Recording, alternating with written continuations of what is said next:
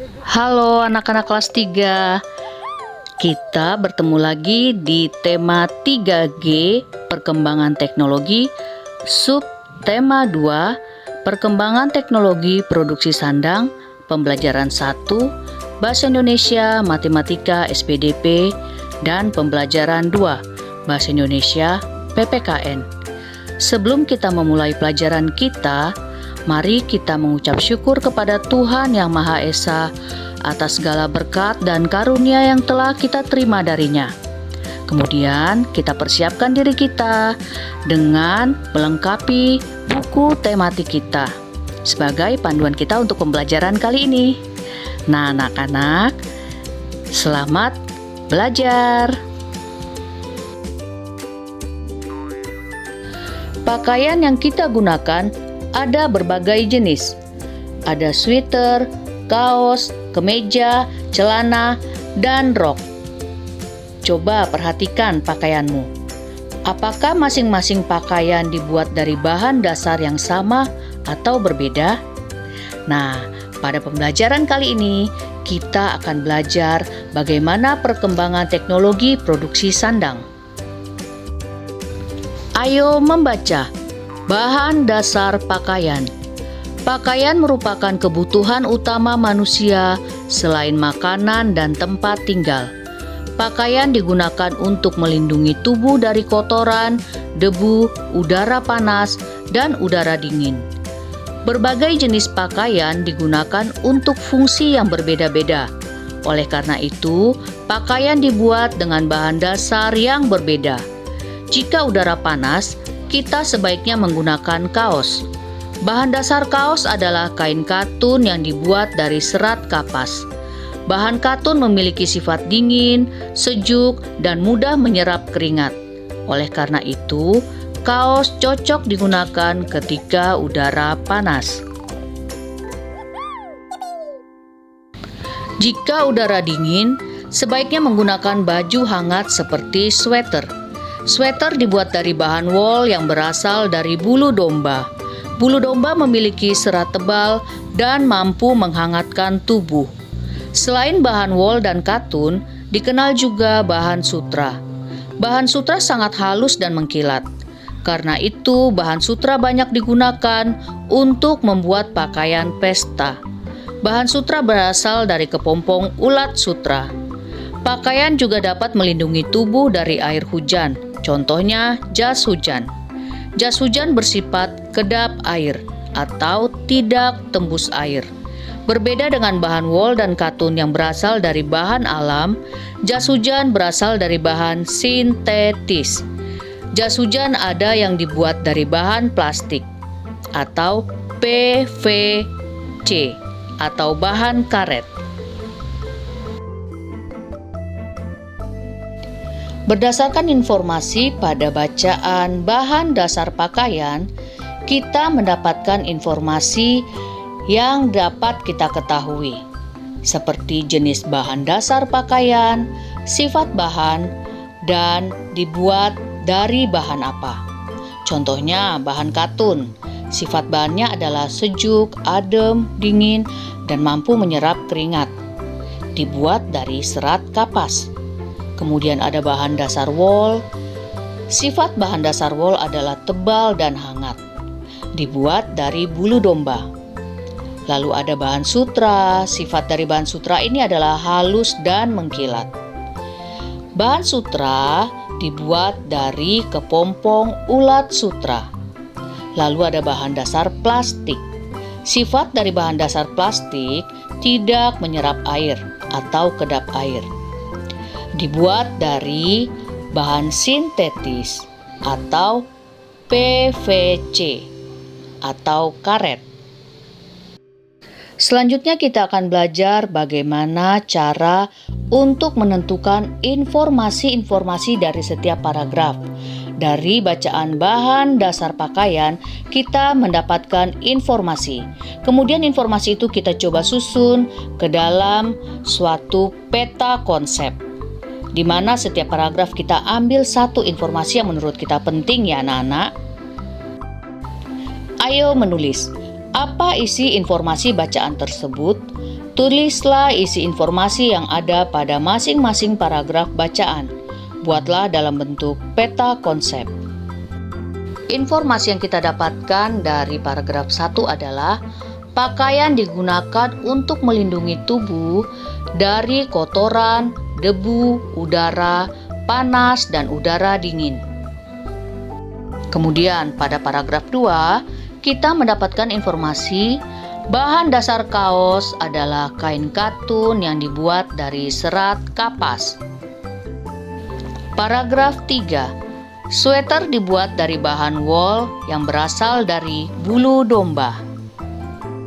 Paragraf 4, bahan sutra yang halus dan mengkilat cocok untuk membuat pakaian pesta, terbuat dari kepompong ulat sutra.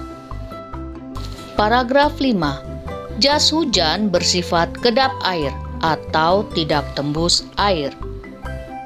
Setelah kita menentukan informasi dari masing-masing paragraf, langkah selanjutnya adalah membuat peta konsep seperti yang ada pada gambar yang kalian lihat. Nah, di situ kalian dapat menyusun informasi dari setiap paragraf sesuai dengan urutannya. Ayo belajar. Jika sedang membantu ibu melipat baju, jika melipat baju menjadi 2 bagian yang sama, bagian kanan dan bagian kiri baju sama besar ukurannya, tetapi berlawanan bentuknya. Bentuk seperti itu disebut simetris. Perhatikan gambar berikut. Kemeja di atas termasuk bangun simetris karena dapat dilipat menjadi 2 bagian yang sama. Perhatikan gambar benda-benda berikut. Coba anak-anak perhatikan dari gambar A, B, C, D, E, dan F. Pada gambar A, apakah itu merupakan simetris?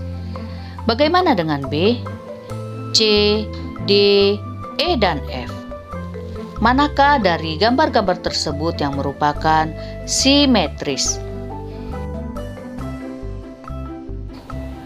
Bayangkan gambar-gambar tersebut bisa dilipat.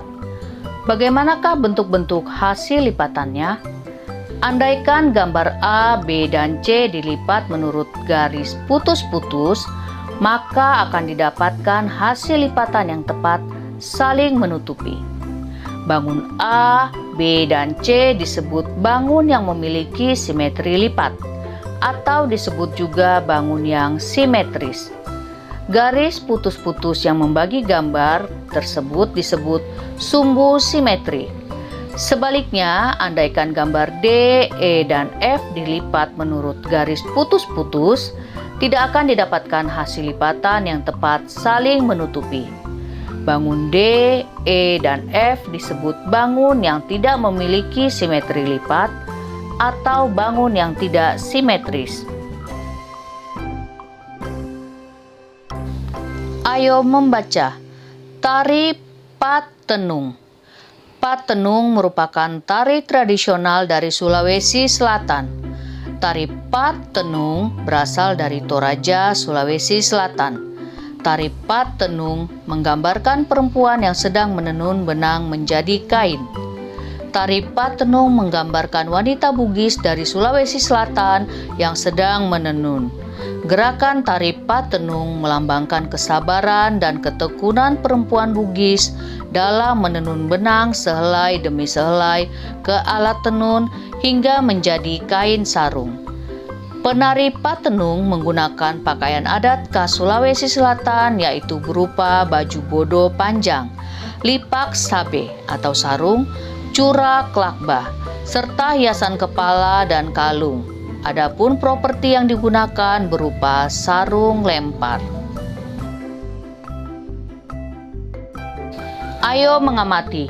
Gerakan tarian ada bermacam-macam. Ada tarian yang ditarikan dalam posisi duduk, ada pula tarian yang ditarikan dengan posisi berdiri. Perhatikan gerak tari berikut ini yang ditarikan dalam posisi berdiri.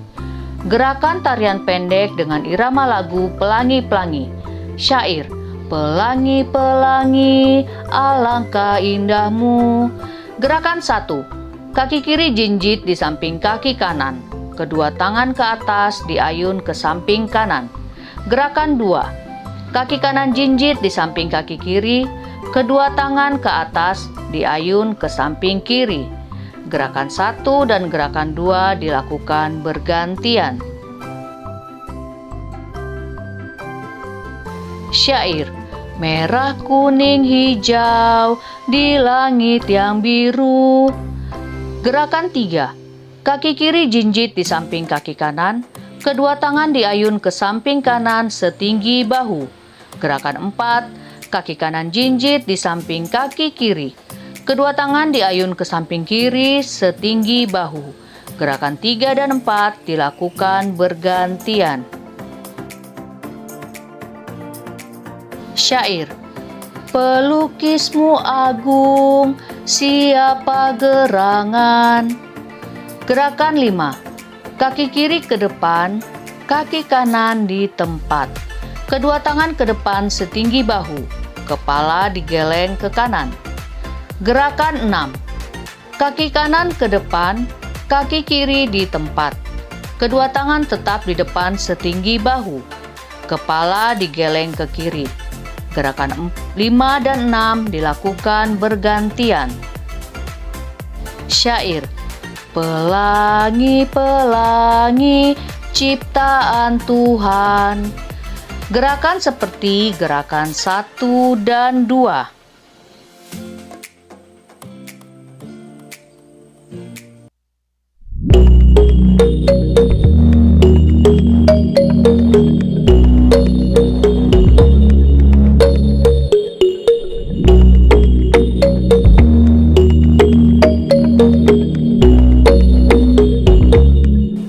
Proses pembuatan kain dan baju.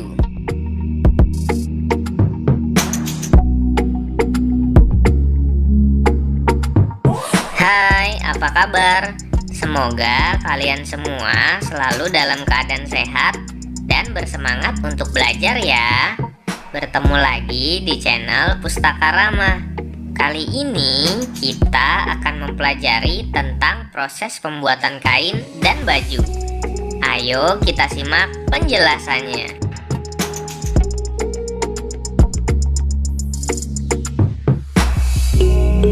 Pernahkah terpikir olehmu proses pembuatan baju yang kita pakai sehari-hari? Bagaimana proses pembuatannya? Apa bahan baku yang digunakan untuk membuatnya? Kita cari tahu yuk.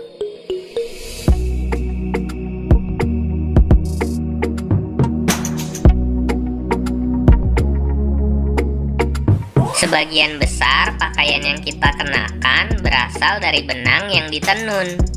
Adapun benang-benang tersebut berasal dari kapas. Untuk membuat kapas hingga menjadi pakaian tentu melalui proses yang panjang. Berikut ini prosesnya.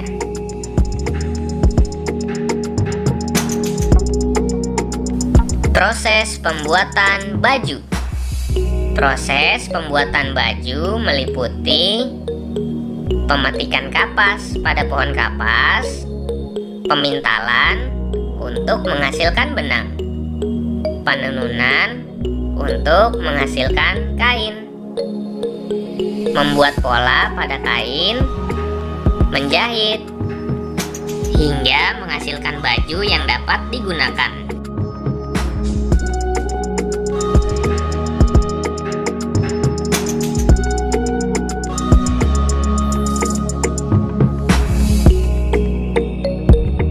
Pemetikan kapas dari pohon kapas. Pohon kapas merupakan tanaman berkayu yang memiliki batang cukup keras dan beruas-ruas. Sementara yang disebut kapas adalah serat halus yang menyelubungi biji. Serat kapas menjadi bahan penting dalam industri pakaian.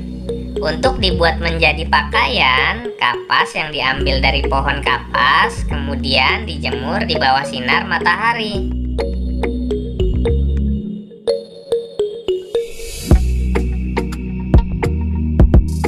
Memintal kapas. Kapas yang telah dijemur kemudian melalui proses pemintalan. Proses ini dilakukan untuk mengolah kapas menjadi benang. Cara memintal kapas yaitu dilakukan dengan memutar alat pemintal sehingga serat terpelintir menjadi benang. Proses pemintalan disebut juga spinning.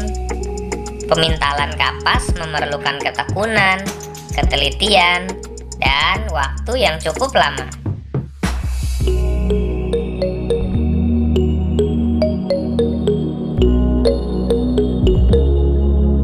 Benang.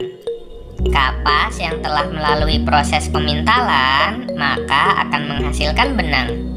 Benang-benang tersebut memiliki warna yang beraneka ragam sesuai kebutuhan dan permintaan pasar. Dari benang-benang inilah kain dapat dibuat melalui proses penenunan.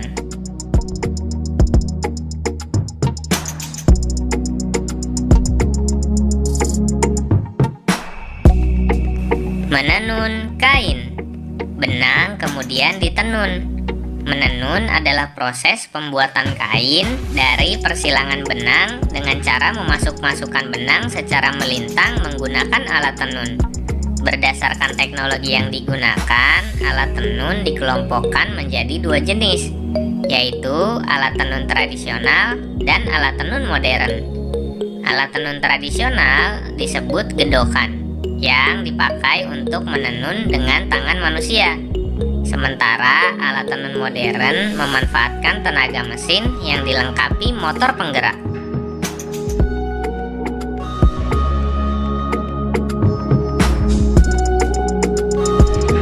Kain. Dari proses penenunan akan menghasilkan kain yang beraneka ragam. Ada yang polos, dan ada juga yang memiliki corak-corak tertentu. Nah, kain inilah bahan yang digunakan untuk membuat pakaian, baik baju, celana, dan masih banyak lagi. Produk-produk tekstil yang berasal dari kapas disebut sebagai katun, baik benang maupun kainnya. Bahan katun banyak digunakan karena memiliki tekstur yang halus dan lembut, nyaman dipakai, perawatannya mudah, sifatnya kuat dan tahan lama, dan cocok untuk segala cuaca serta tidak membuat alergi.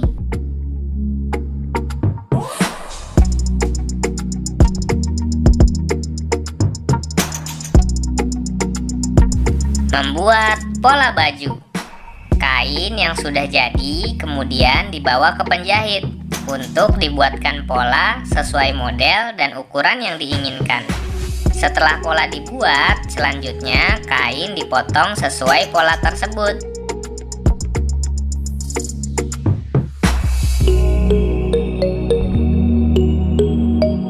Menjahit baju. Kain yang telah dibuat polanya dan dipotong sesuai model dan ukuran yang diinginkan. Berikutnya, kain dijahit menggunakan mesin jahit untuk dibuat menjadi pakaian. Proses membuat pola sampai menjahit ini dilakukan oleh seorang penjahit.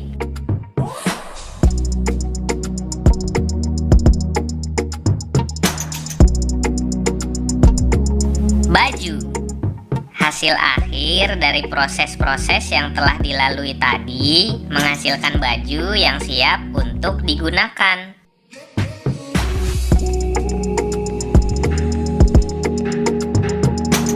Ternyata untuk membuat kapas menjadi baju yang kita pakai, prosesnya sangat panjang. Melalui proses panjang itulah kita bisa menggunakan beragam baju yang bagus dan menarik yang dapat kita gunakan sehari-hari atau untuk acara-acara tertentu. Oleh karena itu, kita harus menghargai setiap pekerjaan yang ada ya.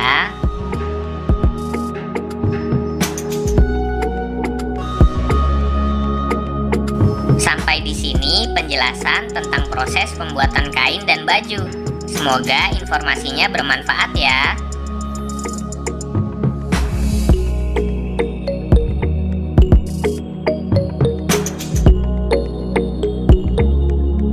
Terima kasih telah menonton. Jangan lupa subscribe, like, comment, and share.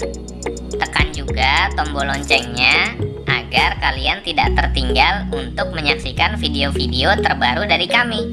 Sampai jumpa.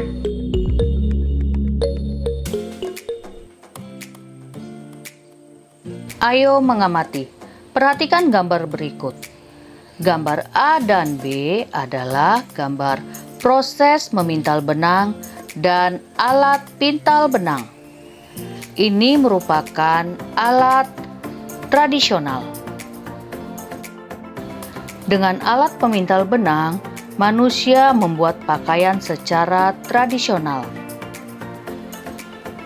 Selain menggunakan alat pemintal benang, kita juga membutuhkan proses teknologi, atau proses pembuatan pakaian juga memanfaatkan teknologi karena menggunakan mesin potong kain, mesin jahit listrik, dan setrika listrik yang prosesnya menggunakan alat dan listrik modern atau teknologi modern.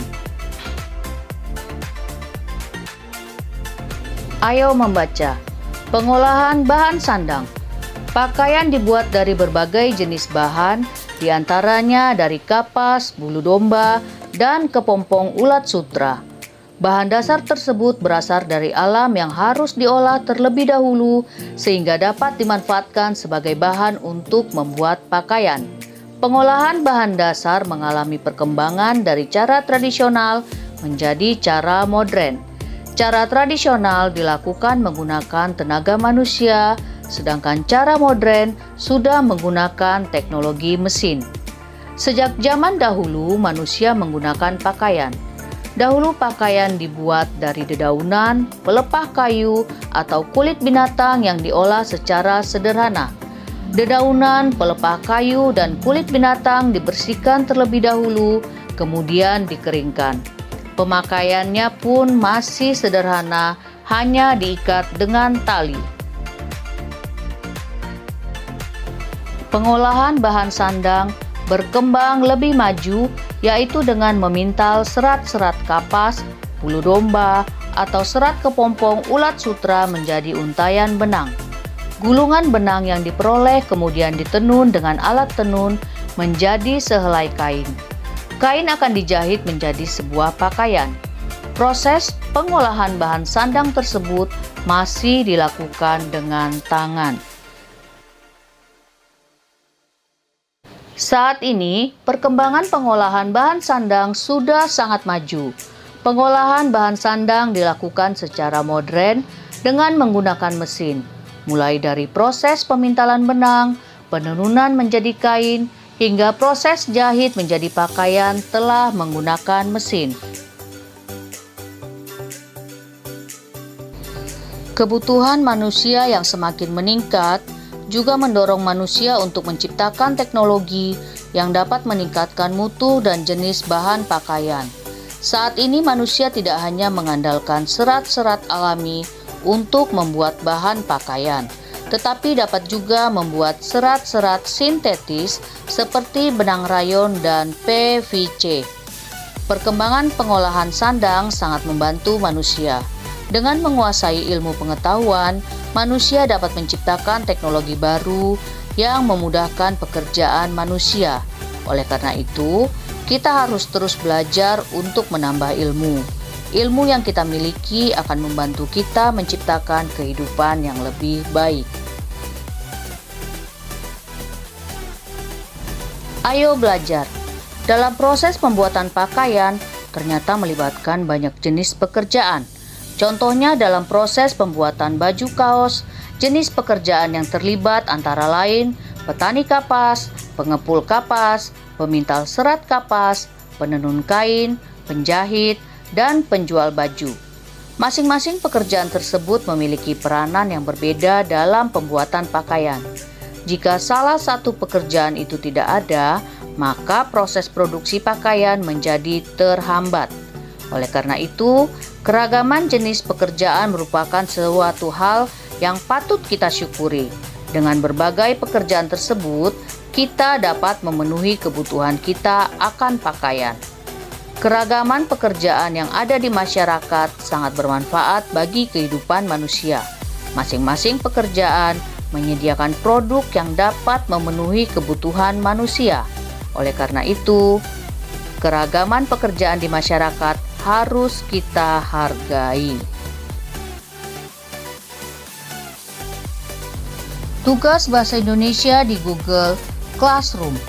Halaman 56, ayo diskusi. Menentukan isi informasi yang ada pada masing-masing paragraf bacaan berjudul pengolahan bahan sandang. Nah, anak-anak, setelah kalian mengerjakan langsung di buku tematik, kalian bisa memfotokannya dan mengirim ke Google Classroom sesuai dengan penugasan. Terima kasih anak-anak kelas 3, semoga apa yang telah kita pelajari dapat kalian mengerti. Salam dari kami, Bu Ros, Bu Lina, dan Bu Borna. Sampai jumpa, Tuhan Yesus memberkati kita semua.